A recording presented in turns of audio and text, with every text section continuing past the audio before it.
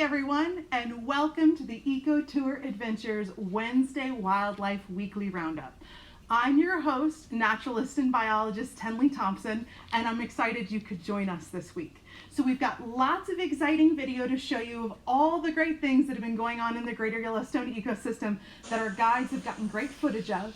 And then we have 2 giveaways this week, so stay tuned for those as well as our trivia question. And then at the end, I'll be answering questions live with any kind of natural questions you might have about the Jackson Hole area. So let's go ahead and get started. Now, a lot of people have asked us since last week how famous Grizzly Bear 399 is doing with her 4 cubs. So let's go ahead and get started and check in with her. Now, as you can see, she's doing absolutely fine, and boy, are those cubs just so cute.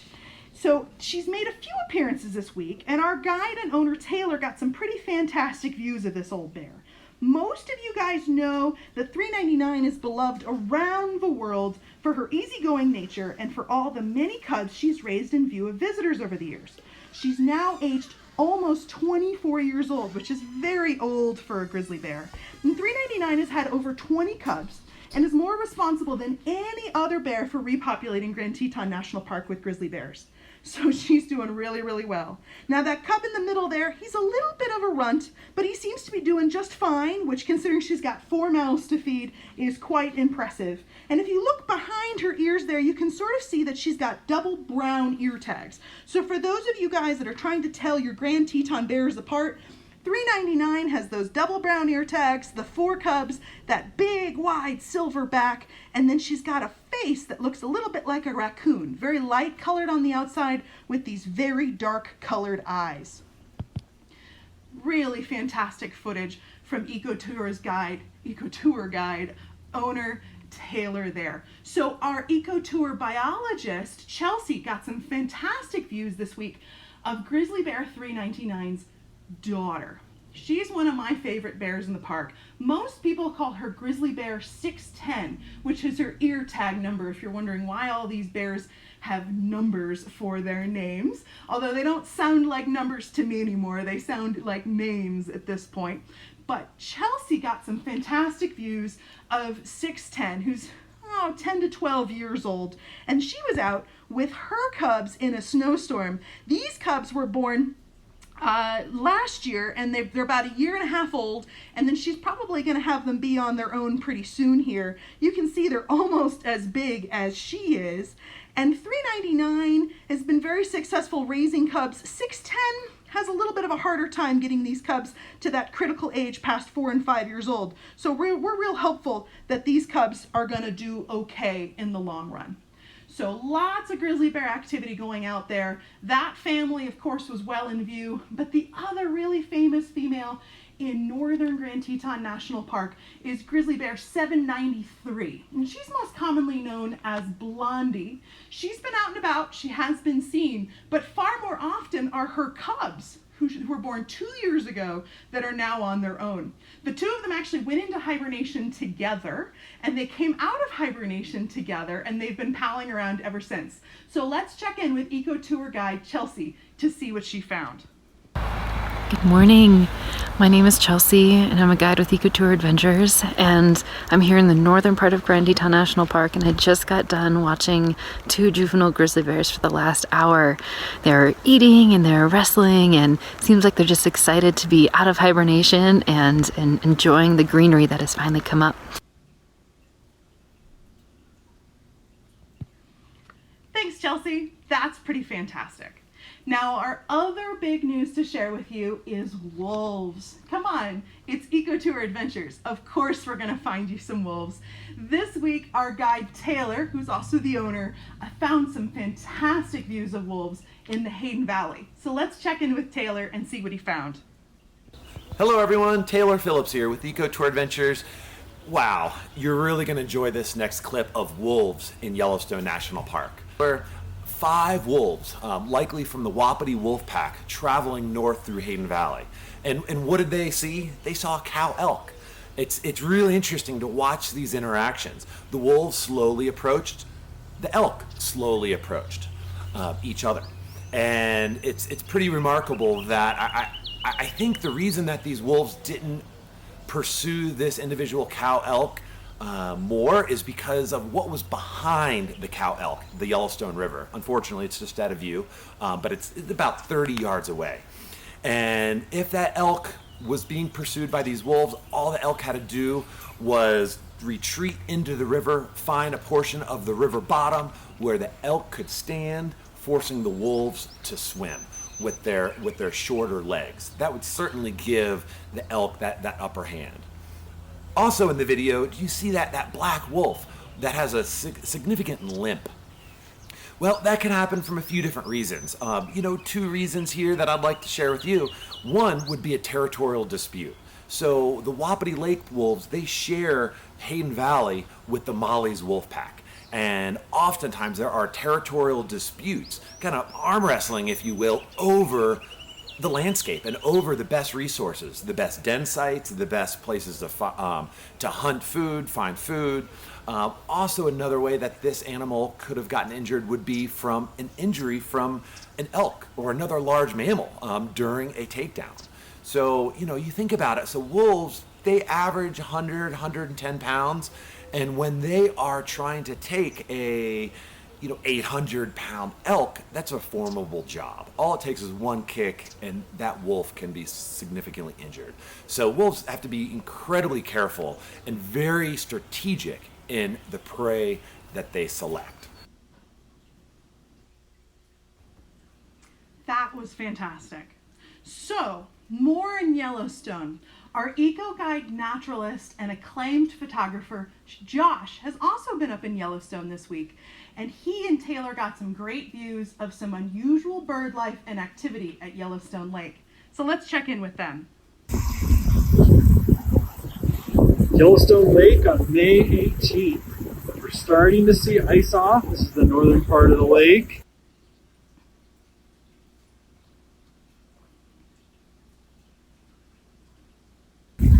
Also looking at some western grebe and a pair of common mergansers out there. Here's another look at the western grebe. Taylor and Josh also got a fantastic look at some very unusual Harlequin ducks, which we don't get to see very often, although occasionally in the spring. They are masters at navigating white water and rough water conditions, and boy, are they just beautiful looking ducks. So that was a pretty fantastic view from the two of them, and we thank them for that. How cool are those Harlequin ducks? It's pretty unusual for me to get a chance to see one, so I'm pretty darn jealous. Now, as we've told you in the last couple weeks, elk are continuing to move down onto the valley floor for that fresh green grass. Let's check back in with Taylor's footage and see how they're doing. On the way home from Yellowstone, Taylor also ran into these two beautiful bull elk in Grand Teton National Park. Both of them look to be in good condition, shedding their winter coats for a nice fresh summer coat. That's why you can see they're a little bit patchy. And they're growing in brand new antlers. Elk grow up to 1 inch of bone a day, which is the fastest growing bone in the world. Sadly, the tips of those antlers are still pretty soft, almost squishy, so probably not real good at scratching your itches as this fellow was trying to do. But the elk are streaming down onto the valley floor looking for that fresh green growth. And anywhere you look in Grand Teton right now, you're probably going to get some good views of these guys at dawn and dusk. Sandhill Cranes have also been performing mating dances and doing some nesting, and it's been great to hear their haunting cries out in the meadows this week. How beautiful are those cranes? If you've never had the opportunity to check out some cranes dancing in the springtime and hooting at each other, it's an incredibly eerie sound. Some of you might remember it was actually our trivia question of the week a few weeks ago, and some of you guys did get the correct answer. So for you bird watchers out there. But in the meantime, check out in the open fields for cranes, similar areas that you might see elk out in Grand Teton National Park. It's a great time of year to see them. There's a lot going on in Grand Teton right now, but one of the things that's often overlooked by folks when they're driving through are all the amazing lakes and fishing opportunities that present themselves in both Grand Teton and Yellowstone. Master Angler Eco-Tours guide Sean got a great look at a lake trout this week. Let's go ahead and check in with him. All right, we're here at Jackson Lake. I'm holding a lake trout, a non-native species of trout that's been stocked here over the last few years. And this is a target species in Jackson Lake. So say we were in Yellowstone Lake, I would be legally required to kill this. The lake trout over the last several years have decimated the population of native cutthroat in Yellowstone. But through the efforts of the Park Service, the cutthroat population's coming back from the eradication of these lake trout. But here in Jackson Lake, they're treated as a trophy fish. So they are allowed to stay in the lake, and there seems to be a sustainable population of Snake River cutthroat, including another fish that would be not native, would be brown trout. But since this guy, it's a trophy trout fishery, and it's not too impactful on the cutthroat population, we're gonna let this guy go. Nice specimen, a good time of year to be fishing as soon as that ice is coming off the lake, and we're gonna let him go.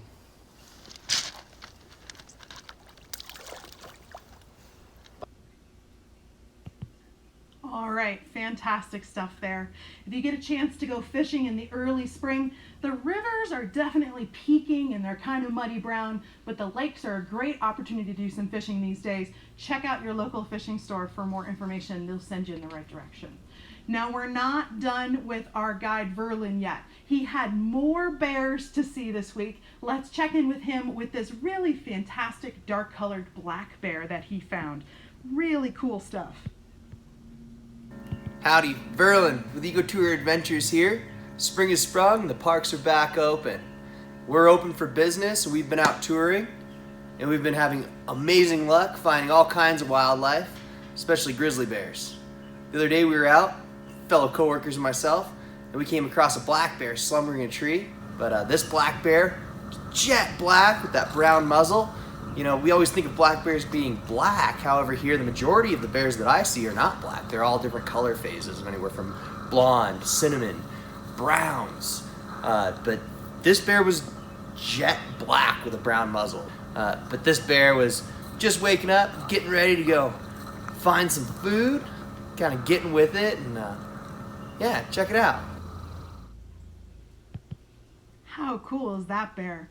It's been a rainy week, if you couldn't tell with some of this footage, but now it's been sunny and beautiful outside, and we're calling for a wonderful weekend. So we're looking forward to some nice spring coming into summer weather. A lot more wildflowers are on the scene, and we'll hear more about that from Eco-Tours guide Elise next week. Now, if you aren't done with our good friend Verlin, not only is he a bear expert who actually placed a lot of the research that we know on these bears in Grand Teton National Park, but he also is a mushroom expert. And this is a very special time of year because this is when morel mushrooms, a fine, fine delicacy beloved around the world, are in their peak season here in Jackson Hole. And locals descend upon the burned out areas of the region to go ahead and look for as many morels as they can stuff into their faces. Tell us if you've ever eaten a wild morel. Where do you usually find them? And most importantly, I'm looking for some new good recipes. Do you have any to share? In the meantime, let's learn from the expert himself, the one who taught me everything I know about mushrooms. Here's Verlin talking a little bit about our local morel season. Hey guys, Verlin here with Eco Tour Adventures. I'm out partaking in one of my favorite activities, looking for morel mushrooms, and we're finding a couple today. Generally we find them early spring when soil temperatures reach about 50 degrees Fahrenheit. If you look right here, I don't know if you can see them, but they sure blend in well. And on that note, you know, technically other mushrooms that you eat are Basidiomyces family. They form blastids or fruit bodies like your general mushroom, whereas this here technically really isn't a mushroom, it's Ascomyces, which is more common or more closely related to your common bread molds and things like that. So kind of interesting, kind of a debate there. But when you cut your morels, guys, you're always gonna wanna know they're hollow. Your false morels are gonna have kind of a white cottony layer in there. And there's dozens of different varieties of morels across North America and the globe for that matter. Right here we have Morchella esculenta, which is the common blonde morel, my favorite of all. They come all different varieties. Morchella alata is the common black morel you'll usually find in the burn areas here, along with about a half a dozen other varieties. Oh, hey again. Well, this is a good sign when you're looking for morels. Well, recently dead or dying trees, usually where you find massive flushes of morels. And when I say a flush, that's the technical term for, mushrooms growing. Mushrooms being the fruit body of an organism that lives subterraneal. The mycelial mat here has probably formed a mycorrhizal relationship with this cottonwood tree and needs to go find a new host tree. So back in the day, morels were always classified as saprophytes, meaning they feed off of dead or decaying materials, organic matter, which it's now believed that many morels are more so mycorrhizal. While they can exist in a saprophytic state, it's really rare to find them in large numbers.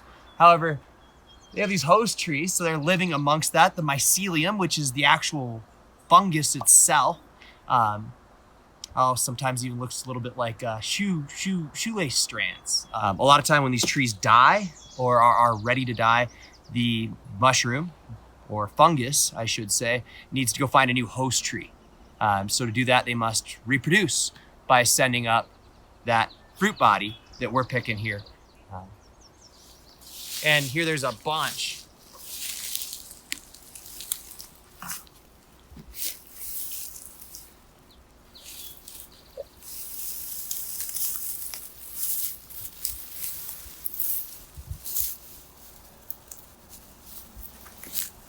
We got one there.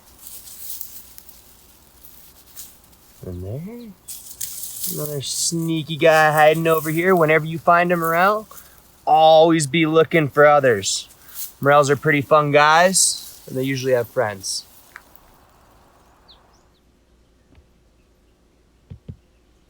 How cool is that? My mouth is watering just thinking of morels. Now, remember, just like Verlin said, it's very common to see morels, but less common to see what are called false morels. Now, false morels certainly wouldn't probably kill you if you ate them, but you'd certainly be pretty unhappy if you tried it. So make sure you check all your morels if you decide to go out and pick them. Do go out with an expert or somebody experienced before you try it on your own. And remember, those false morels have that weird cottony interior, not nice and hollow like those normal morels. So nobody go get sick because we're showing you how to do this week. All right, guys? Fantastic. So what's been your favorite video this week? Tell us a little bit what you'd like to see in our broadcast. We do take requests. Tell us more about what you'd like this broadcast to be. We're only a couple of weeks into it after all. And last but not least, tell us where you're watching from. We'd love to hear that as well.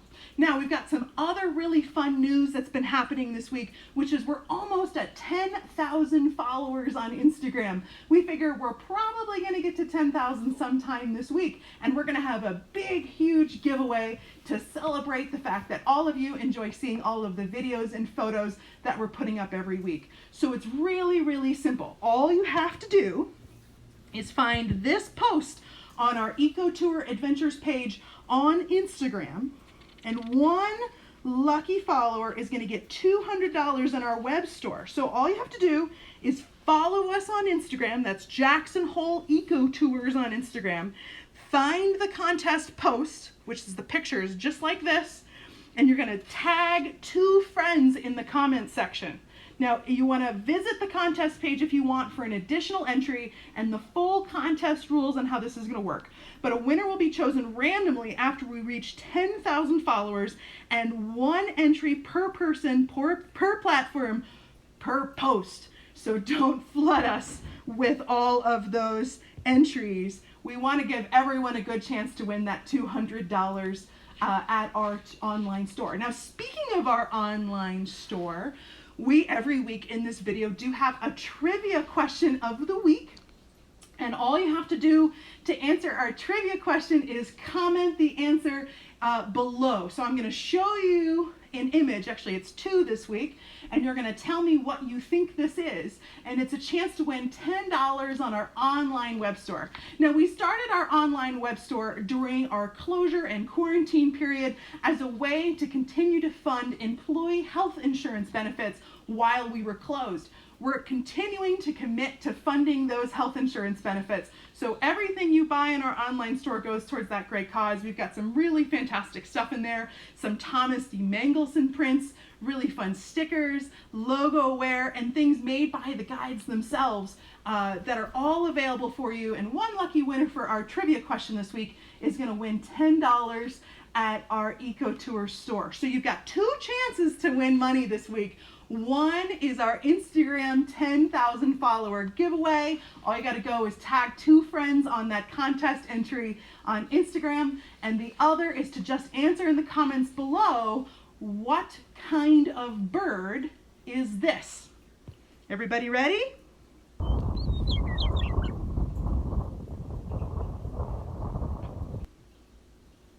What kind of bird is this? I'm going to play it for you one more time. And yes, I am looking for specifics. You've got to tell me exactly the kind of bird, not the bird family. That doesn't count. Here it is one more time for you.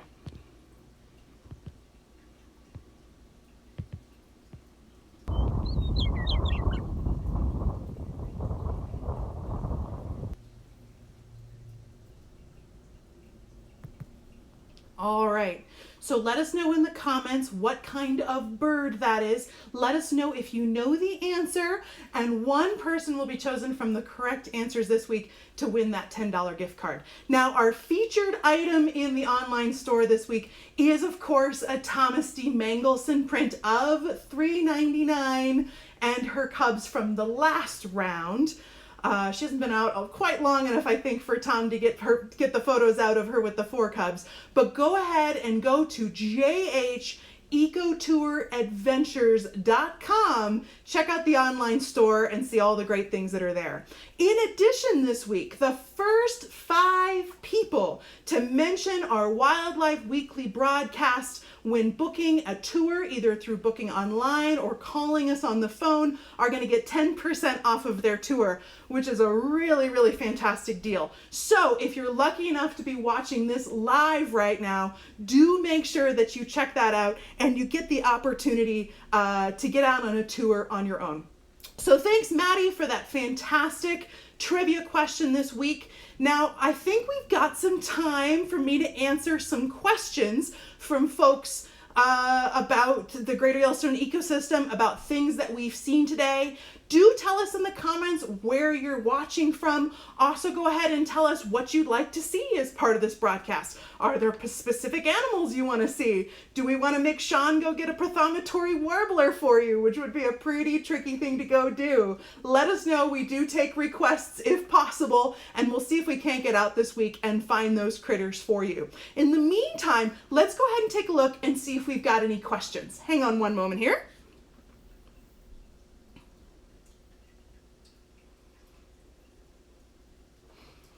So Sandra, thank you so much for joining us. If you're still on, your question was about whether or not elk could swim. And our guide Taylor, who's also helping me answer questions in the comment section, mentioned, yes, of course they can swim. They're actually relatively good swimmers, much like bison are, and a very good strategy if you're being pursued by any predator, but particularly wolves, is to go ahead and put yourself right in the middle of a river, even if it's an icy river. I've seen elk do this many times, even in January and February. What they'll do is they'll go ahead and they'll get as far out into the river as they can. If they're able to stand, that's really fantastic, because the wolves are going to have to swim out into that swift moving current to go ahead and pursue them. Their legs are going to be engaged. They're going to be busy swimming. It's awfully hard to hunt an elk when you have to swim to get to the elk.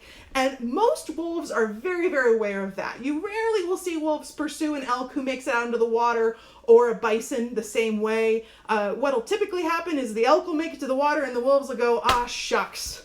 And they'll just kind of give up and hang out on the riverbank for a while and sort of see if the elk's coming out, and if the elk's not coming out, then they'll leave. The one exception to that rule, of course, are young, very newborn calves of both elk and bison.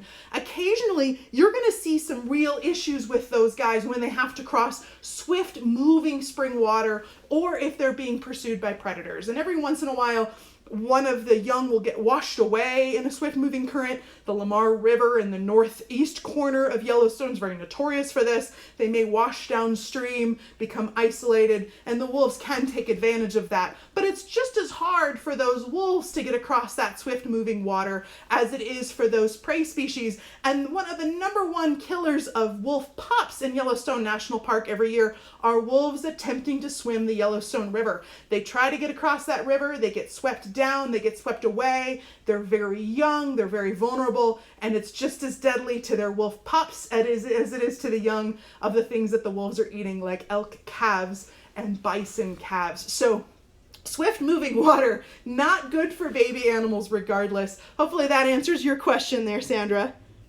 You were also asking about antlers and the ability of that antler to grow so quickly. So I'm sure you guys noticed in that video that antler looked a little strange, right? It had that velvet, that fuzzy covering on it. It's very kind of crazy when you think about it. Elk are actually growing bone outside of their bodies. And we take it for granted that a deer or an elk or a moose can do this. But just stop and think about that for a minute. They're growing bone outside of their bodies. That's actually really hard to do. So you need a few things to pull that off. The first thing you need is a blood supply.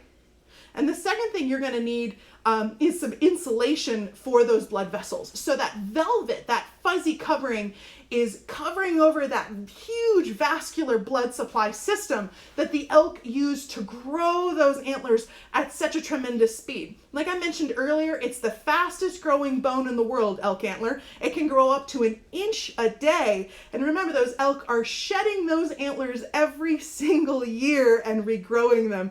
Think about the energy and the nutrition involved to try to pull that off. Some of these antlers are 40 pounds or more in weight by the time they are shed every year. So really, really fascinating stuff. And as I kind of mentioned in the video, the antlers are actually very soft on their tips. They're not actually hard yet. As the bone grows, it's a little bit squishy, which is kind of bizarre to think of squishy bone. The whole idea of growing antlers is just insane when you think about it. And so when that elk was itching itself, it probably wasn't terribly effective using sort of that semi-hard, semi-squishy tip on its antlers. So yes, 1 inch of bone a day on those elk. We'll continue to check in on bulls as we see them, and you can see those antlers starting to grow larger and larger throughout the summer. Now in the fall, they're going to go ahead and shed that velvet. It's going to go ahead and be scratched off and slough off their antlers just in time for breeding season, when they're going to use those elk antlers to display and challenge other males to try to build up big groups of females to breed with. So pretty exciting stuff. Stay tuned for the fall. And then let's see what else we've got here. Wow, joining us from Argentina. That's fantastic. Thank you, Ramiro, for tuning in. I'm very flattered that we're getting so far. That makes me very happy. Everybody else, let us know where you are tuning in from. Some folks saying they want to pass on the morel mushrooms.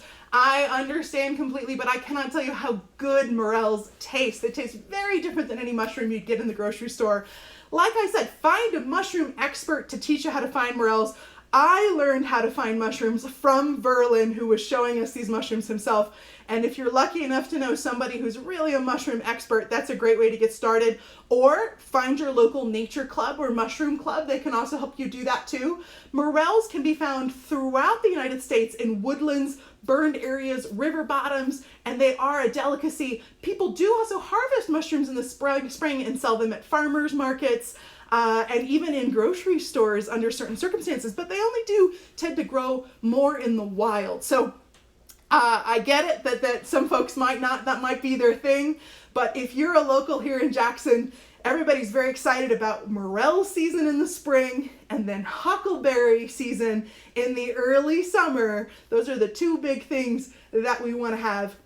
But there's lots of edible plants and foods and fungi and all sorts of things in the ecosystem. So something we've been thinking about doing in the future is talking a little bit more about cooking with some of our wild edibles. And some of our guides, including Laura, have been working hard on that. So hopefully we'll have some cool stuff for you soon about all of that. I'll see if I can't talk Verlin into cooking up some of those mushrooms for us next week, if you all enjoyed seeing a little bit of that mushroom footage. So thank you very much for that.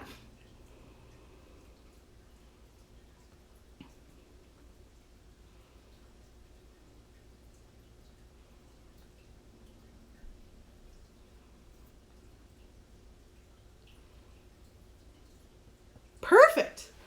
All right, so I think that's pretty much the questions that we have this week. I'll give everybody a couple more seconds to see if we've got any more questions, and if not, because I know the video is slightly behind me broadcasting by maybe a minute or so. If not, we'll go ahead and we'll stop for now, but you can continue to ask questions in the comments and I'll continue answering them all week. So if you've got questions about visiting the region, questions about bears, questions about wildflowers, anything under the sun you want to ask me about stars and planets, I'll see if I can't get you some answers throughout the week. And then in addition, remember the first 5 people to go ahead and book a trip this week are going to get that 10% off. So definitely take advantage of that, particularly if you're watching this live, because you're going to get in a little earlier than everybody else. That's a little thank you for that.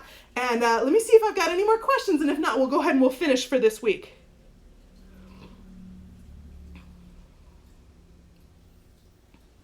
Ooh, we've already got some correct answers for our bird trivia this week. Well done, guys. You guys definitely know, and you not only got the right species, well, the right family, but the right species too, which if you've watched previous weeks of this program, you know that's actually a little tricky for this bird. So that's a little hint. The other hint, which our guide and owner Taylor just put in the comments, of course, is that it is Wyoming's state bird. So if you know what that is, that might help you as well. It's actually the state bird of a couple different states, which I find kind of fascinating. If you ever get nerdy and you start looking up what all the state birds are, there's a lot of them in common. I think half the states in the United States, or at least it seems to me, have the cardinal as the state bird. This is not a cardinal, of course, but do ahead and comment what it is, and we'll see if we can't get you that $10 gift card.